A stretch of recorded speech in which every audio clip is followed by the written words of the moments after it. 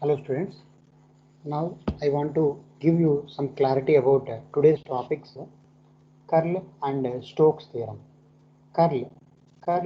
The meaning itself, it says that curl means bend or twist, float, like that. The meaning it represents. And symbolically, it can be represented as del cross. Okay. Comparing with divergence, learning curl is somehow easy. Okay. Let us remind the things what we learned in divergence.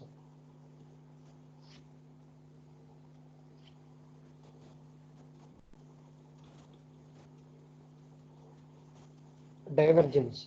And divergence can be symbolically, we will write as del dot. Okay. Here, the curl is represented as del cross. Okay. And the equation of the curl is like this. And just from the divergence equation, we can write the curl equation very easily. Let us first of all, I am uploading the equation of the divergence.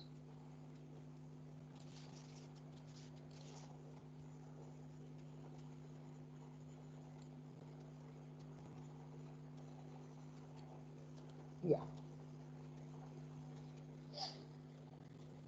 This is the divergence equation as we learned in the earlier class. Okay. By this we can write easily the curl equation. Simply here see the divergence F bar. Here we are writing is curl F bar. Okay. Divergence means del dot F bar. Here we are writing del cross F bar. Okay. And is equal to limit v tends to 0, limit v tends to 0, and divided by with respect to volume, okay, there is no change. And here the closed integral of nothing but surface integral of f bar dot ds bar. Here replacing del dot, I mean dot product with cross product, I mean f bar cross ds bar, we have to replace dot with cross. Okay. And limit v tends to 0. Here ds bar is nothing but a vector. So we can write it as ds as a scalar and an bar is a unit vector. Okay. And so these two equations are same. Okay. Here also we are writing ds bar as an bar as a unit vector into ds. Okay. By this divergence equation, we can write easily the curl equation. Okay. Right. And this is the curl equation in terms of surface and volume. For example, we have to replace the curl equation in terms of line and surface. Generally, we know there are three parameters. Line, from line we get surface, from surface we get volume. Okay. Here the volume will be replaced with surface. Okay. Just limit v tends to 0, limit s tends to 0. Here del s means del represents change in surface tends to 0. And here the with respect to v, here with respect to delta s, change in surface. Okay. And remaining here the surface will be replaced with ds bar is replaced with dl bar and dl bar. Okay. This is how we can write the curl equation in terms of this is how we can write the curl equation in terms of line and surface. This is the curl equation in terms of surface and volume. Okay. And here this is an example, a floating leaf. It is an example for a curl. Already I said that curl means bend or twist, maybe float, like that. Okay. And coming to next topic, that is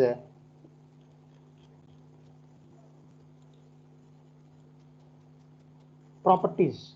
That is properties of curl.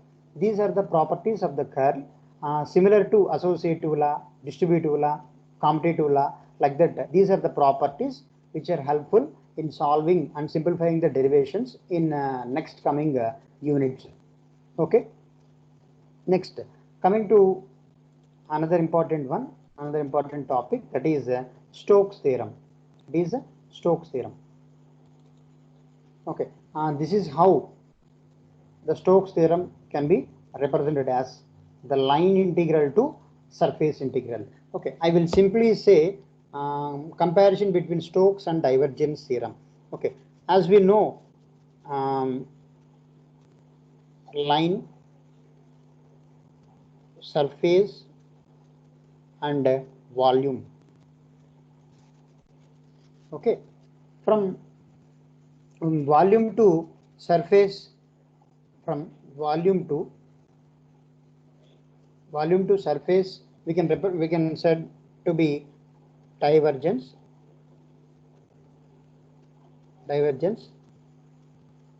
theorem.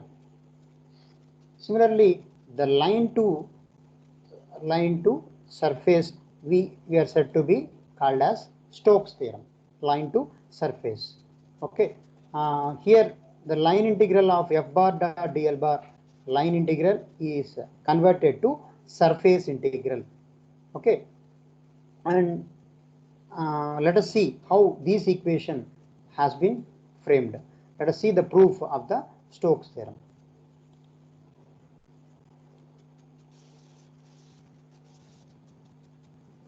Okay, consider an arbitrary space. It is twisted in a random position. Okay, consider a length L. Consider a length L, wire, or any thread. Okay, and twist in a random, like obstacle pattern. Okay, and even though the length of this obstacle also, it is a L. Okay, even though length does not changes, the appearance only changes. Here it is linear, here it is in arbitrarily.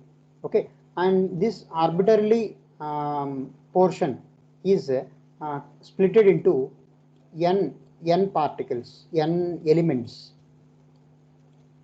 like this, and we can split again.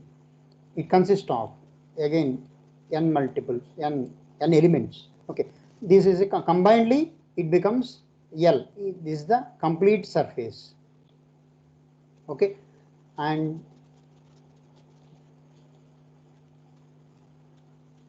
coming to, yes, this is the equation, right? Here the complete line integral. Here I am taking left hand equation and solving the right hand side equation. Okay, left hand side equation is the line integral and also closed path. Here I am taking a closed path, arbitrarily space closed path. The line integral f bar dot dl bar is equal to, it is a summation of all smaller elements 1, 2, 3 and so on, like that 1, 2, 3, 4 and so on. Okay, summation of 1, summation of 2, 3 and so on. Okay, for all, combining all these summation, I am writing a common symbol, a sigma or epsilon. Here k represents from 1 to n number. Okay, based on the surface area, complete surface area. Okay, integral k f bar dot dl bar is equal to, okay, again this equation is reframed like this. Now, here, these both equations are same. Just I am writing this integral, I am writing this epsilon and giving here I am dividing and multiplying delta sk on numerator and denominator. Okay, and even though the equation is equal to like this, there is no change, even though we are multiplying and dividing with delta sk. Okay, here the delta sk is the area of the kth element. Delta sk is the area of the kth element. Okay, next, coming to next page, then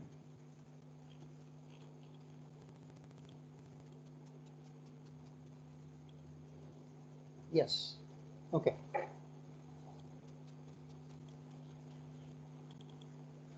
Here the summation of all first element, second element, third element, and so on. Here the epsilon represents as approaches to the summation approaches to integration.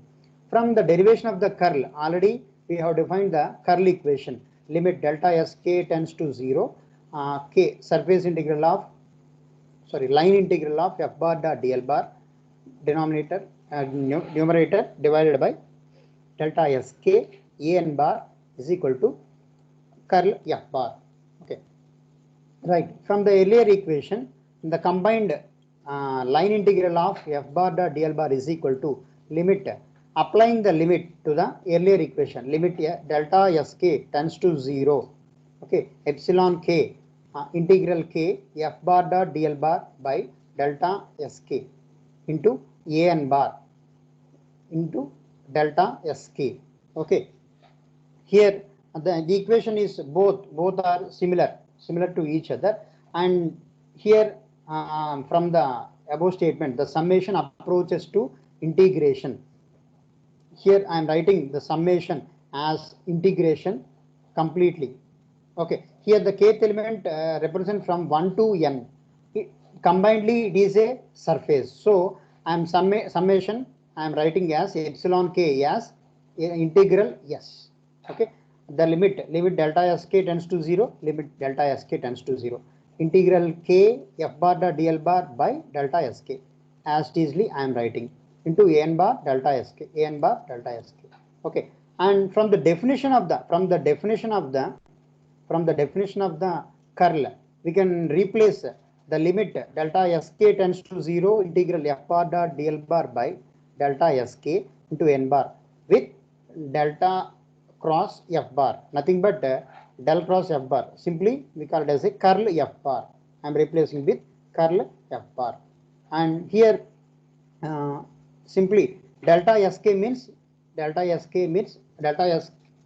or we can write as a ds, and along with the unit vector, it can be represented as ds bar. Okay, finally left hand side is line integral and the right hand side is surface integral. By this way we can prove the Stokes theorem, converting line integral to surface integral.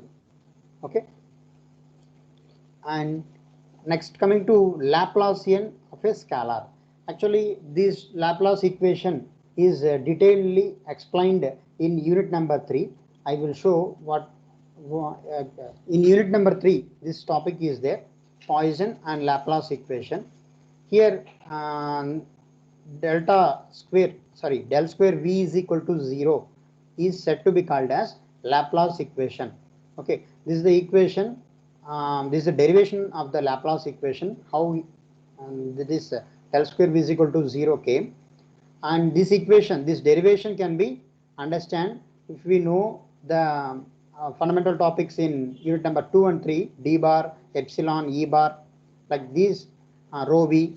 If these topics if we know, the del square v is equal to 0, how it came we can understand easily. Okay, simply I am taking a reference del square v is equal to 0 from unit number 3. I am replacing here del square v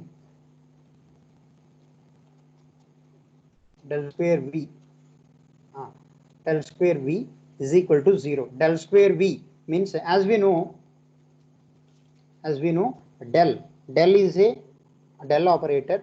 Del can be represented as del is equal to dou by dou x of a x bar plus dou by dou y of a y bar plus, I am writing here dou by dou z of a z bar. This is the partial derivative del represents. Okay, for example it is a double derivative here, double partial derivative del square, so we are writing as del dou square by dou x square, here dou square by dou y square, dou square by dou z square, and we are writing del square v. Here there is a scalar v, so we have to replace with del square v is equal to, can be written as dou square v by dou x square plus dou square v by dou y square plus dou square v by dou z square and is equal to 0. From the Laplace equation, as we learn, as we taken the reference from unit number 3, del square v is equal to 0. I am writing here del square v is equal to 0. This is the Laplace equation. In unit number 3, we can learn how the derivation of the del square v came. Okay, and this del square v is in here the del square v dou square by dou x square plus dou square v by dou y square plus dou square v by dou z square is equal to 0. This equation is in